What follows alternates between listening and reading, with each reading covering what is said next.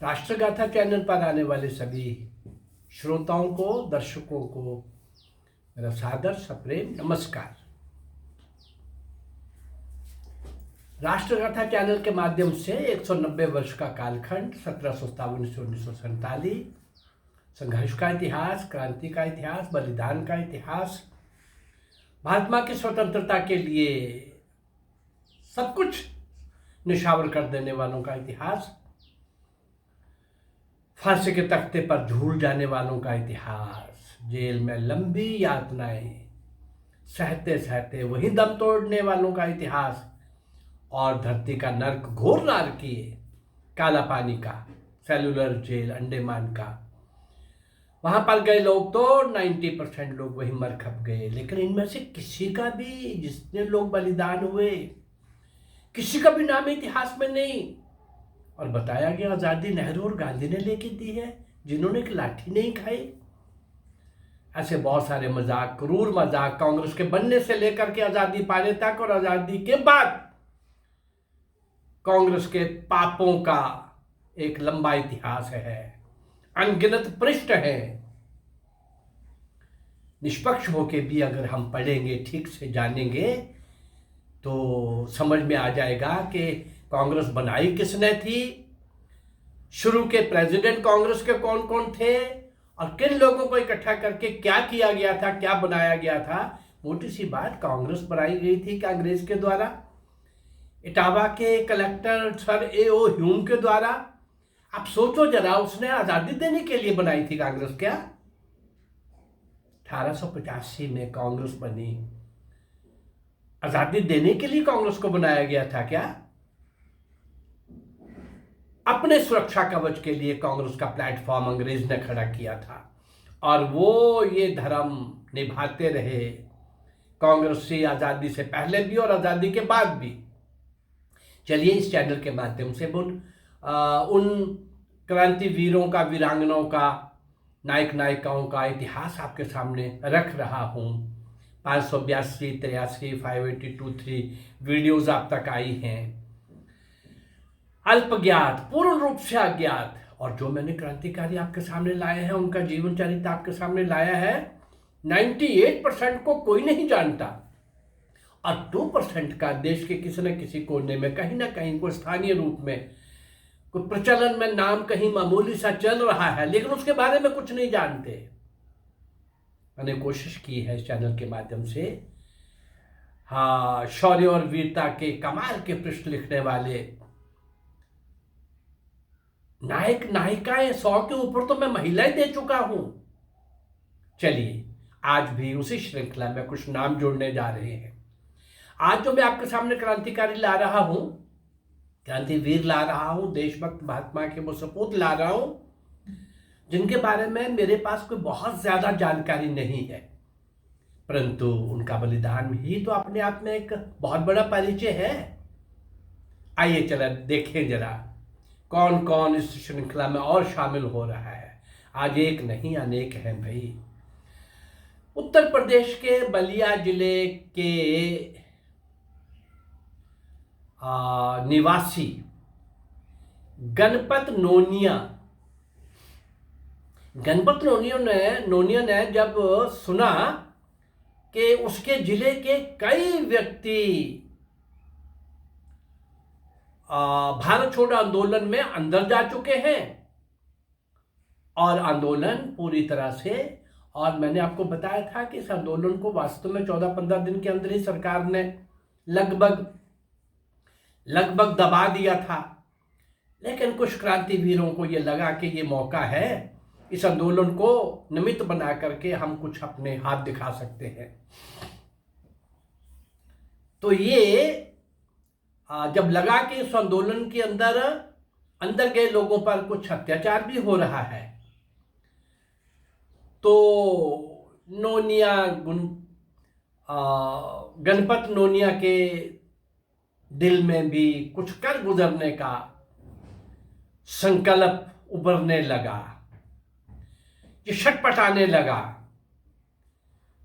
उस समय तक बलिया नगर के आंदोलन को ब्रिटिश सरकार लगभग दबा चुकी थी। लेकिन गणपत नोनिया ने अपने कुछ साथियों को एकत्रित किया और एक बड़े जुलूस की शक्ल में अपने गांव के ही एक थाने पर धावा बोल दिया और पुलिस ने गोलियां चलाई। पता था इनको भी कि गोलियां चलेंगी। आगे आगे रहने वाला गणपत नोनिया गोलियां खाकर जमीन पर गिर पड़ा और वो वहीं पर बलिदान हो गया। गणपत नोनिया का जन्म सन 1988 में हुआ था, 1988 में, सॉरी 1918 में, 1918 में हुआ था। गणपत नोनिया के आगे देखें जरा, ये एक सपूत भारत माँ का बलिदान हो रहा है। तो आगे देखते हैं, गुजरात के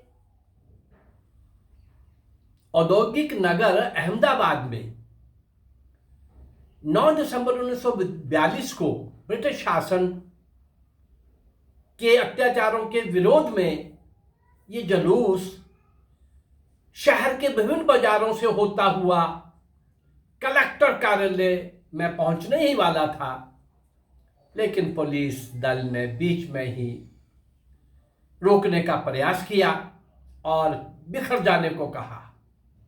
लेकिन इस चेतावनी की ओर जो जोश में जा रहे नौजवान थे, लोग थे, उन्होंने कोई ध्यान नहीं दिया, आगे बढ़ना जारी रखा। पुलिस ने गोलियां चलाईं और 4 युवक वहीं पर बलिदान हो गए। वे 4 कौन थे? गुणवंत शाह, गोवर्धन दास, पुष्पवदन मेहता और बसंत लाल रावल। गुणवंत शाह का जन्म 1924 में 1924 में अहमदाबाद में ही हुआ था और उनके पिताजी का नाम श्री मानिक लाल शाह था और ये गुणवंत शाह उस समय कॉलेज में पढ़ रहा था। शेष 3 युवक कौन से थे? गोवर्धन दास, इनका जन्म अहमदाबाद जिले के बाबरा ग्राम में हुआ और पिता का नाम श्री शगनलाल रामी था। आगे चले तो तीसरा पुष्पवदन मेहता। पुष्पवदन मेहता, इनका जन्म 1927 में हुआ, 1927 में, और इनके पिता श्री टीकाराम मेहता। इनके बारे में कोई बहुत ज़्यादा कुछ मुझे नहीं मिल पाया अभी तक, लेकिन उन 4 बलिदान होने वाले लोगों में से पुष्पवदन मेहता भी थे। हाँ, पिता का नाम इनके पिता का नाम टीकाराम मेहता था, श्री टीकाराम मेहता। और चौथे बसंत लाल रावल, जो चौथे नवयुवक बलिदान हुए, इनका जन्म सन 1924 में अहमदाबाद नगर में ही हुआ था। पिता श्री मोहनलाल रावल और ये बसंत लाल रावल भी उस समय कॉलेज में ही पढ़ रहा था। चलिए, ये 4 नाम, पहले गणपत नोनिया, 5 हो गए और आगे बढ़ते हैं। मध्य भारत के महाकौशल क्षेत्र में पुलिस ने बहुत कुछ अधिक दमन चला रखा था। जबलपुर में इसके विरुद्ध छात्रों ने अच्छी तरह से प्रतिकार किया था। उन्होंने कई सरकारी कार्यालयों पर हमले किए और मदन महल स्टेशन को भी जला दिया गया। इस अभियान में पुलिस की गोली से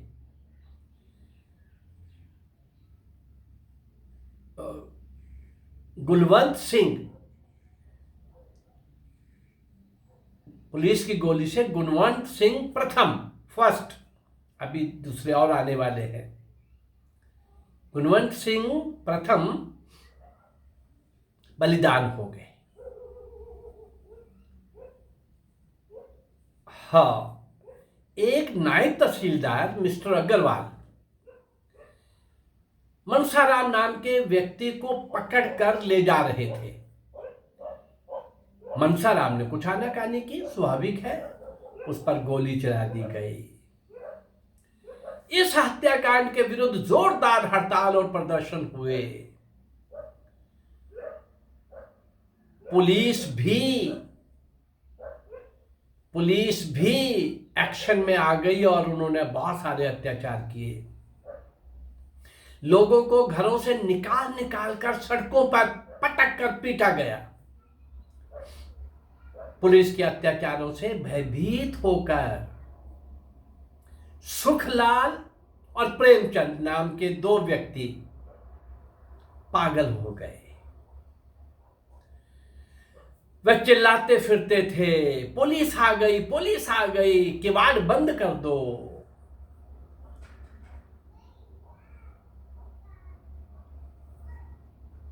हाँ, इसी पागलपन में उन दोनों की मृत्यु हो गई। चलिए, दो नाम, प्रेमचंद और सुखलाल और गुणवंत सिंह प्रथम। आप थोड़ा सा और आगे बढ़ते हैं तो जबलपुर के ही घंटाघर से आंदोलनकारियों का जुलूस जब नगर की ओर बढ़ रहा था तो गुलाब सिंह द्वितीय, सेकंड, ये आगे गुलाब सिंह सेकंड, द्वितीय, तिरंगा झंडा लेकर सबसे आगे पहुंच गया। उसकी उम्र भी कम थी और कद भी छोटा था। वे केवल 7वीं कक्षा का विद्यार्थी था, 7th क्लास। जबलपुर के घंटाघर से जो जुलूस निकला और ये छोटा सा विद्यार्थी जुलूस के आगे है। ये बच्चा, ये विद्यार्थी, ये 7वीं कक्षा में पढ़ने वाला, उस दिन वह घर से खाकी पैंट और खाकी शर्ट पहनकर, स्कूल की यूनिफॉर्म पहनकर निकला था। वह एक सैनिक जैसा लग रहा था। पुलिस ने उसे रोककर, जुलूस को रोककर बिखर जाने को कहा। वो आगे था, उसको भी बोला कि रुक जाओ, लेकिन गुलाब सिंह द्वितीय, वो गुलाब सिंह प्रथम थे, ये गुलाब सिंह द्वितीय, देखिए जरा, 7वीं कक्षा में पढ़ने वाले, निर्भीकता के साथ आगे बढ़ने लगा और उसका उत्साह देख करके अन्य लोग भी उस जुलूस के अंदर और शामिल हो गए और जुलूस बड़ा होने लगा। पुलिस ने गोलियां चला दी। एक गोली गुलाब सिंह द्वितीय को भी लगी और घायल होकर जमीन पर गिर पड़ा। उसे अस्पताल ले जाया गया, लेकिन अगले दिन ही 5 नवंबर 1942 को, 1942 को, वो भी बलिदान की उसी राह पर चल पड़े। इस बालक का कहेंगे, 7वीं कक्षा में पढ़ने वाले को, और इनके इस गुलाब सिंह के पिता का नाम लक्ष्मण सिंह था।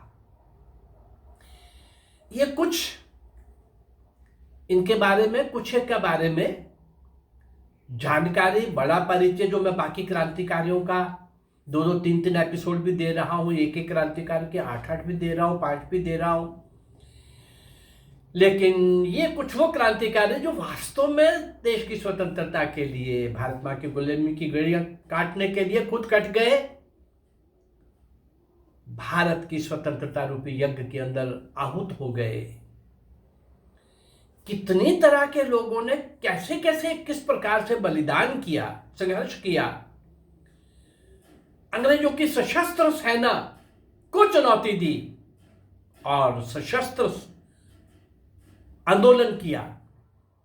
ऐसे क्रांतिवीरों को, जिनके दहशत से अंग्रेज भागा, इतिहास है, मैंने कई बार बताया। और आखिरी चोट, आखिरी वार, आखिरी जो अटैक किया गया वो नेताजी सुभाष चंद्र बोस की आज़ाद हिंद सेना ने।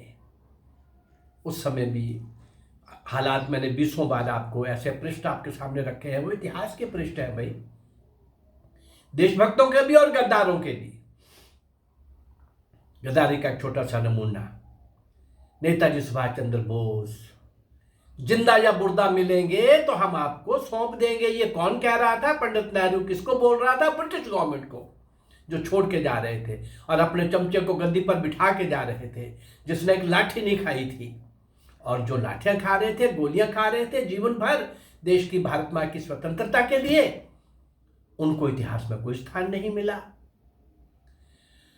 हाँ, ऐसे ही भले ही इनका मेरे पास बहुत बड़ा बड़ा सामग्री, बड़ी बड़ी सी मेरे पास नहीं थी, पर इनका बलिदान अपने आप में बड़ा है, परिचय बड़ा है। ऐसे छोटे छोटे अल्प सामग्री वाले जो मेरे पास क्रांति वीर वीरांगनाएं होंगी, उनको भी मैं आपके सामने लाता रहूंगा।